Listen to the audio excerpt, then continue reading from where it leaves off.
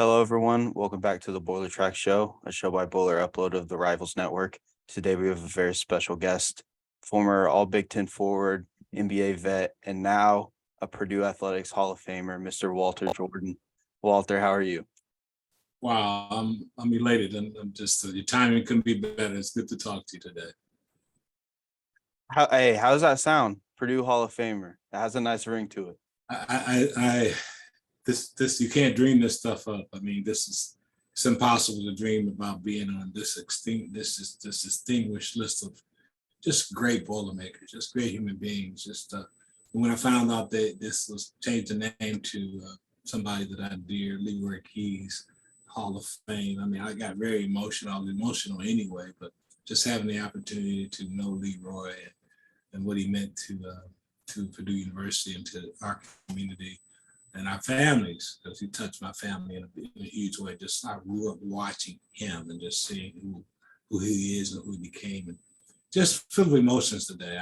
I'm thinking about my former teammates, coaches, of course, my dear friend and brother Eugene Parker, who was along with this journey with me, who will be inducted in the Hall of Fame because everything I do, he's right there with me by my side, by my side. So just full of emotions, full of gratitude.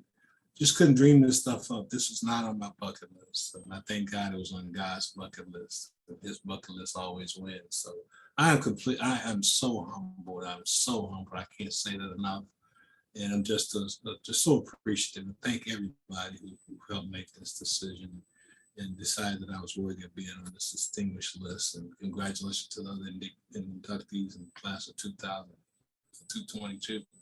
And I'm just full. My family's full. I think they're probably just as excited, more excited than I am. And two of my IU grads. So it's been an unbelievable last 2 or 3 weeks when we found out that I was going to be a part of this class. So I'm just completely honored. For that, I say thank you. Thank you for that.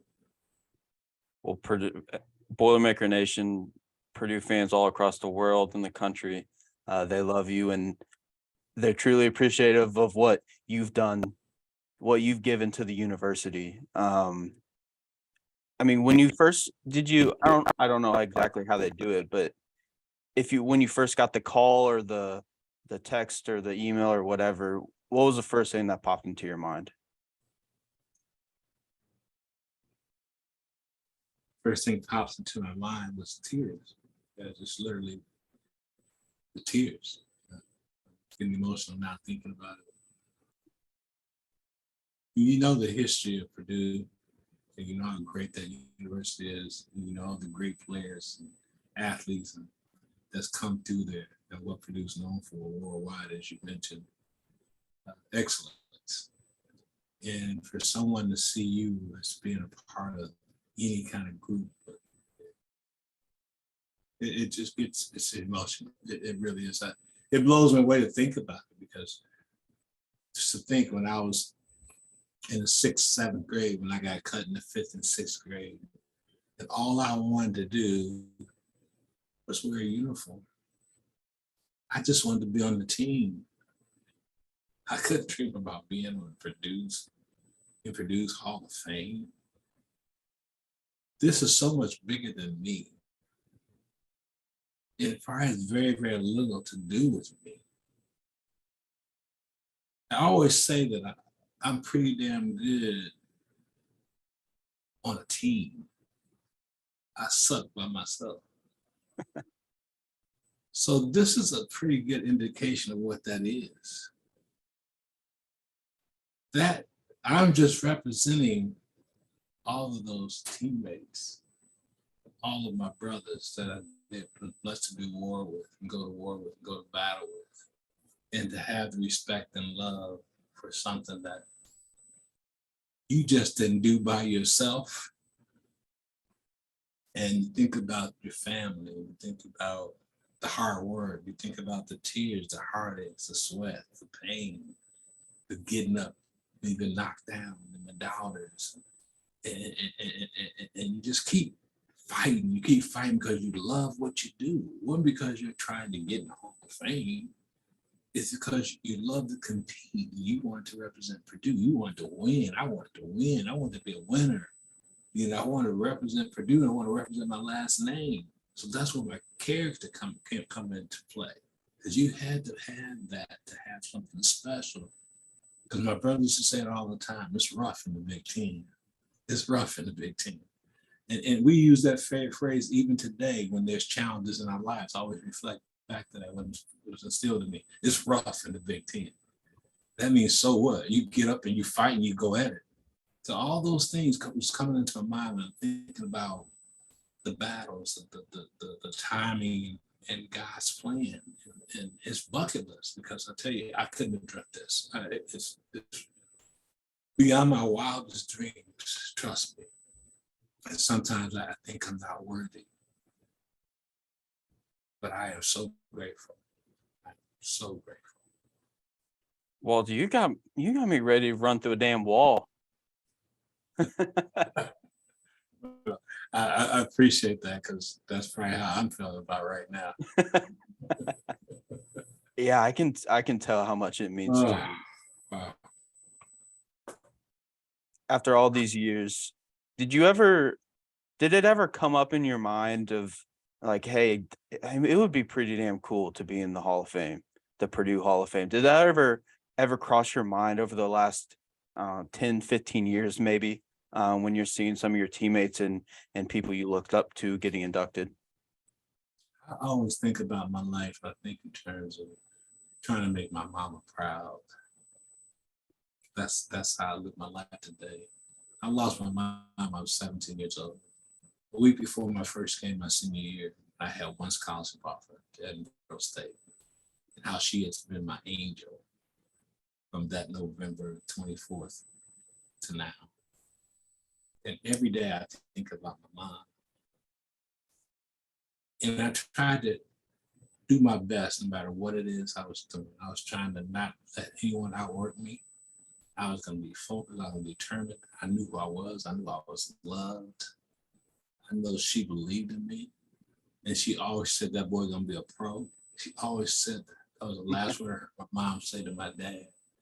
So I always wanted to make her proud. That was my biggest thing in life. When I played basketball, she didn't really care about basketball, but she wanted me to do my best. And she would say, you can do anything. You can do anything. She would say that 3 or 4 times, like, you can do anything. And I start to believe I can do anything. And I still do that today in every endeavor of my life. I believe I can do anything. I might not accomplish it, but I promise you, I'm gonna go after it. If I see it, it's in my gut and I feel I'm gonna go after it. You're not gonna outwork me. I might not get there. I might lose, but at the same time, I'm gonna win because I'm going after something. So that to me, I wish everyone has somebody in their lives to make them, to tell them they're special, that they're their angel. We got you, and have faith, and work your butt off, and that's what she's taught me. So anything's possible because I have an angel that's right now. I can feel her presence. I can feel her presence. So anything's possible. So I am shocked to the point of the timing of this, and I'm honored beyond measure. But my mom, still trying to make her proud. I still got work to do, but I think she's pretty proud today. I think she's pretty proud today. And obviously, like you said, you lost your mom at a young age. I know she's been watching over you and seeing everything that you've done in this life, both on the basketball court, with philanthropy, everything in your life. If you were able to talk to her today, what do you think she would tell you? It's amazing you would ask that question. About 15 years ago, when I was 50, 16 years ago, I had quadruple bypass heart surgery, and I'll share this very often. And when you have quadruple bypass heart surgery, they tell you in surgery that there's a moment in the surgery where you're not going to be alive. You know, there's going to be touch and go if you're going to be able to come back, because they have to disconnect and then do all that other stuff in your heart. And I remember having a conversation with my mom, just like you and I having a conversation. It was that real to me. And and when I woke up from surgery, the doctor said, the surgeon said, I've never seen anything like that's what he mean.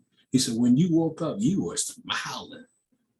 Most people woke up there in pain, they're drowsy, and you were smiling. And I couldn't share with him, but I shared with my brother. I had a conversation with mama. And mama told me, you got some more work to do, boy. Don't come up here yet. That's what my mama would say to me. You got more work to do, boy. Don't be coming up here yet. So it's funny you would ask that question. But I think about that all the time. I just smile and say, that's what she probably would say to me. You're not done yet. God still got other stuff on your bucket list. He's expecting you to go after it. So that's my story. I'm thinking to it. That's special to have someone in your life, someone that you look up to, that you want to make proud, and they always just want you to keep getting better. No matter what you accomplish. That's the same with my parents. They always want me to take Absolutely. Absolutely. Now, going back, I know you mentioned Leroy Keys, obviously. His name is attached to the Purdue Athletics Hall of Fame. What does his legacy mean to you and your guys' relationship and being mentioned in the same breath and being a part of a group with him? Well, I remember calling Leroy Keys when he was working with Purdue athletic office, and I was on the West Coast, and Purdue was having a football game. I think it was in California somewhere, and I called Purdue office and said, "Hey, I'm in California. I would love to go to a football game. How do I get tickets?" And then somebody got back to me, secretary, somebody said, "Well, here's Leroy Keys' number. Give him a call." I said, "Leroy Keys? Me? Like me give Leroy Keys a call? You don't know me, you know." So I did. I called Leroy Keys, and he says, "Walter George?" I said, "Yeah." I said, "You know me?" He said, "Man, I watched you play for 4 years." I was like, but that's the magic of the Purdue family, right? Mm-hmm. I'm thinking, here's this Heisman Trophy, this is the best football player in America, you know, doing this, doing that. And I've watched him play and read all about him all these years. And I pick up the phone and he says, "Yeah, man, I got you. How many tickets you need?" He said, "Yeah, man, it's a pleasure talking to you." I said, "It's a pleasure talking to you." You know, but that's the magic of how humble he was and how personable he was. You know, he was not better than anybody, but he just so down to earth. And I got to know him. And then I can remember a conversation when he and Frank Kendricks and I went to lunch one day at Purdue. We'd all be at West Lafayette at the same time. And he shared with me his journey coming to Purdue and the decisions he had to make and what they had to go through back in his day. And how he's embraced being a Boilermaker, what that means for him to be a Boilermaker. And that just touched my heart. And I was a huge fan of his before that. But those two stories stand out to me when I think about Leroy Keys. And every time we see each other, we just embrace each other with a lot of love and respect. And I just look forward to seeing him and rest in power, brother, because I know he's up there doing great things. But yeah, Leroy Keys will always be special to not only me, but the entire Boilermaker family for sure. Yeah, no doubt. And I'm glad you mentioned the Purdue family and how special that is. Because for me, obviously, I went to Purdue. I've connected with so many former athletes, guys I grew up watching, idolizing. Most specifically, probably Raphael Davis and Lewis Jackson. Those two guys, just because I went to Purdue, we formed a relationship and they brought me under their wing. And that's like, that's not something you find very often. You know, that's the character of, I think, our entire athletic, I think goes back to Coach Bob King and some of those kind of George King and Fred Schaus, even some of those guys. And, you know, even before that, you know, even football coaches. I'm friends with a lot of Boilermaker football players. When I was at Purdue, the Fred Arringtons of the world, you know, Lee Larkins of the world, Keenan Turner of the world. We're just so close. And we root for each other. It's a brotherhood on campus. The student body is the best student body in America. I mean, you have the best fans, I think, in America. And, you know, maybe not on social media, but the ones that's in the stands, on campus, I remember the IU games the most, of course, when the whole campus was just everywhere you go, they're talking Indiana, gotta beat Indiana. I mean, I remember the sheets being painted and players' faces and putting on the dorms and sorority fraternity houses. When you walk on campus, you're seeing your faces. It's been like painted up like JJ Walker. I know Mike, beat IU, I mean, just the magic of that. I always tell people, I said, there's nothing, the only thing that's compared to playing in Mackey Arena is beating IU in Assembly Hall. It's the only thing that's compared. I mean, the feeling you get, and so those are memories, man, and relationships that I treasure. And a lot of those classmates at Purdue and I are still very, very close. And that's 40-some years ago. They were just student friends of mine, people I met on Tarkington Hall, Weigel Hall, Co-Rec. Those people are still close friends of mine. And they communicate. We talk to each other. We call each other. They'd come to my book signing. When I had book signings in Indiana, they would show up. I mean, and just give me love. And I was in the Hall of Fame before I was in the Hall of Fame. I just didn't know it because of the love I get from all of my Boilermaker family and friends. And I'm just so touched, and my cup is full. The cup is very full. I was in Tarkington Hall too my freshman year. Awesome. They might have did some upgrades in between. Oh, I gotta go back and check it out when I'm there. We need some upgrades from where I was there. That's for sure. They need some upgrades now. I was only in there a few years ago. Really? That's amazing, because I'm blown away by the things they've done with that campus since I left. It is absolutely gorgeous. It is beautiful. I got lost one day. I was walking over there. I was like, where am I at now? So it's a good thing. Good stuff. Yeah, Purdue's grown a lot. Absolutely. Absolutely. I did want to talk about being in Mackey. Obviously, when you played, Mackey was still pretty new. I believe it was like 10 years old at that point. Yes. What was it like playing in Mackey then? And then if you've gone to games recently, how much has that changed?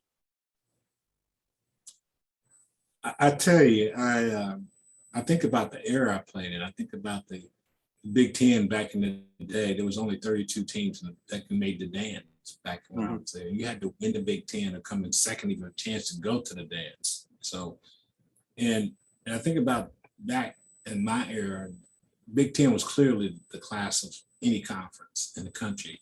You had Indiana undefeated my freshman, sophomore year.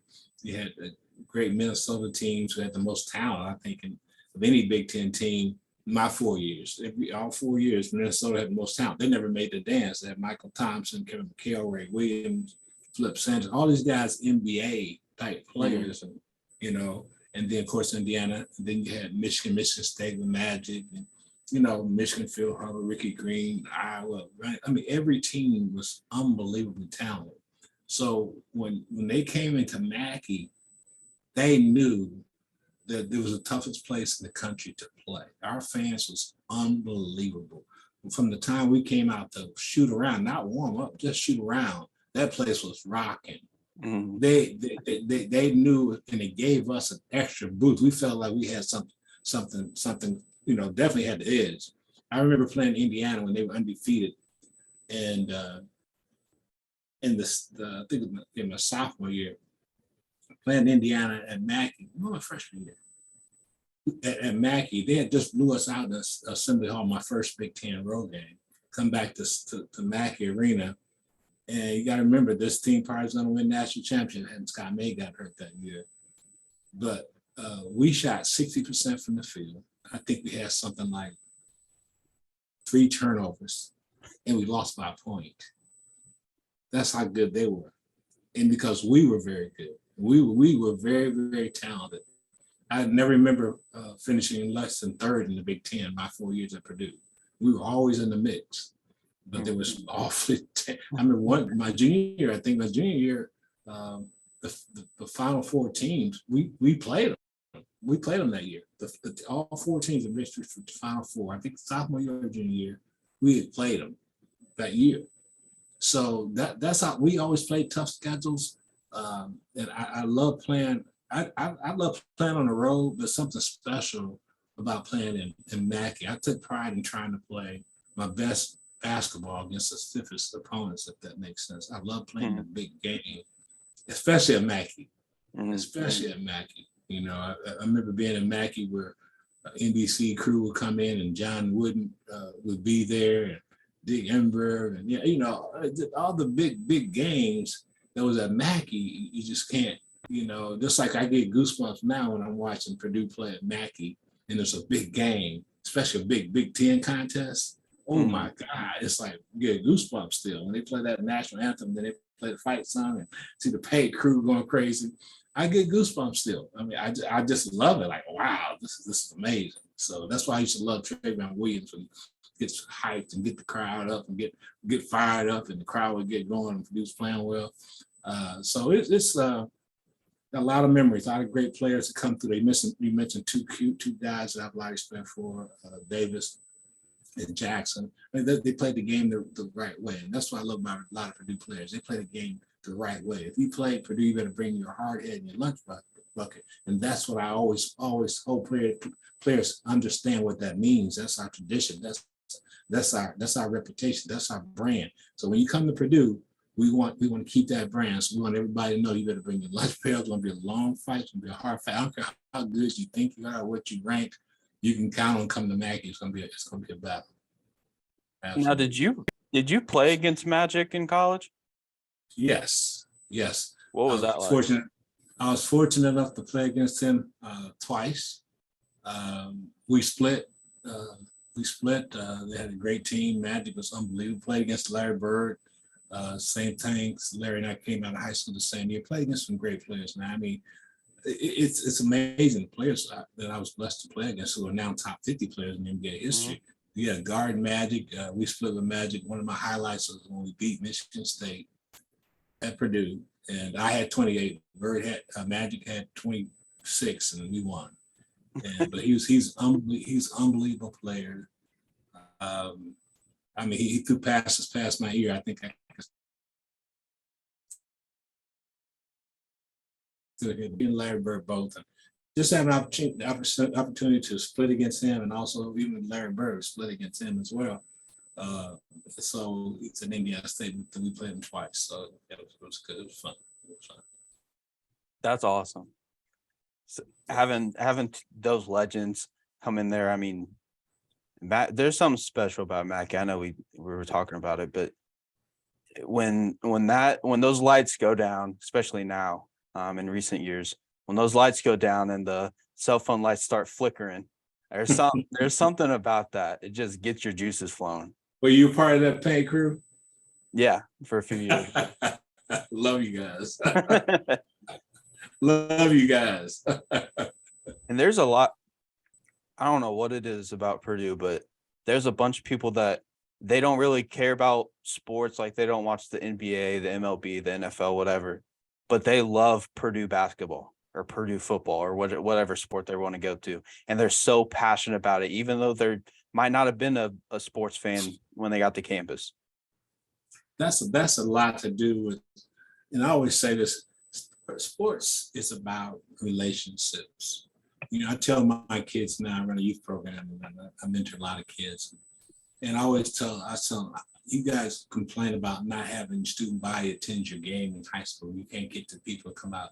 I said, it's probably because you're walking around school thinking you're better than everybody, thinking your stuff don't stink. Probably because you got an air about yourself that's not good, not healthy. I wouldn't come root for you either. So, you know, I mean, I was blessed to play with class individuals in high school. I never remember not playing in front of a sellout crowd in high school, even on the road. Our fans would get in cars and just come. They would just come watch us play. That helped us win the state. We were playing for them. Become state champions wasn't about the 14, 15 guys on the floor. We was representing the love we had for each other. And we played for our classmates, and they knew that. And we were no better than them. We hung out, you know, we hung out. We're no, you're a fan. And no, we're in Northrop High School. That's what we do. And that's what I see at Purdue. for the most part, that's why I get so, I don't know, frustrated the word, but disappointed when I see, I'm going to say this, when I see Purdue fans being negative on social media and making it personal when they're attacking our players. Because these are still kids out, they're not trying to turn the ball over, they're not trying to miss shots. And they also got to remember that there's recruits out here that's on Twitter. If we want to be part of a team, be part of a team, be positive. You can think that in private. You can have those private conversations, but on Twitter, you got recruits looking at, I'm not going there. Look at that fan base. They suck. But that's not the real Purdue fan base. Mhm. If you're a real Purdue fan, you're going to be positive. Okay, you can question, but do it with class. Don't attack people personally, and especially our players. Whatever you feel about grown people and the coach and all that, you can do that if you want to. In your own space, if that's who you are, do it. But I'm trying to encourage everybody, stay positive. Game by game, let these young men grow. You never know, because as soon as we get that break, we get to the Final Four, get to the Final Eight, get to the national championship, all of a sudden, oh man, I believed in them all along. I knew they could do it. I knew. No, man, that's not you. You wasn't there. And that's what I know on campus. I never felt that. I always felt the fans were 110% behind us. I've always felt that. When I travel around, especially in Indiana, I still feel the love. I still feel the love. And so that's what I want everybody to be a part of the team, either part of the team or you're not. Make a decision. Don't straddle the fence. Don't be like the other fans down south where, oh, I root for the Indiana basketball team, then I root for Notre Dame football. Hey, what the hell is that? They said the man who straddled the fence gets shot by both sides. Don't straddle the fence. Which side are you on? And that's something that I preach all the time. And I respond to that on Twitter. When I see it, I respond. And then they'll text, well, Walter, I better not say anything because Walter's going to get me. No, I'm not going to get you. You should get yourself. Hey, I love you're a great follow for any Purdue fan. I love seeing what you post, and you always spread love and positivity. It's refreshing on there. I appreciate you saying that. You know what the issue is, that there's too many other people doing that other stuff. So I don't want to be a part of that other stuff. Yeah. So I just do that. I figure that's why I'm on Twitter to sound out and help drown out some of the BS that's going on the other side. So. Well, hey, Walter, I can't thank you enough for coming on and spending some time here. Again, congratulations on the Hall of Fame nod. Hopefully we'll get to see you. I think it's at the IU game in February, if I'm not mistaken, or Ohio State, where you guys it's amazing that how all this, when I told you that Angel, this actual Ohio State game, and get this. It's on my birthday. No, I can't make this stuff up. I cannot make this stuff up. If that ain't God, I don't know what it is. So wow. That's special. Well, Purdue fans are happy for you. Purdue fans have all the love in the world for you. Congratulations again, and I can't wait to see you get recognized in February. Thank you, brother. I appreciate you so much. Keep doing good work, man. Keep being great. Appreciate you so much. Thank you. Have a good one. Thanks, bro. Take care. God bless.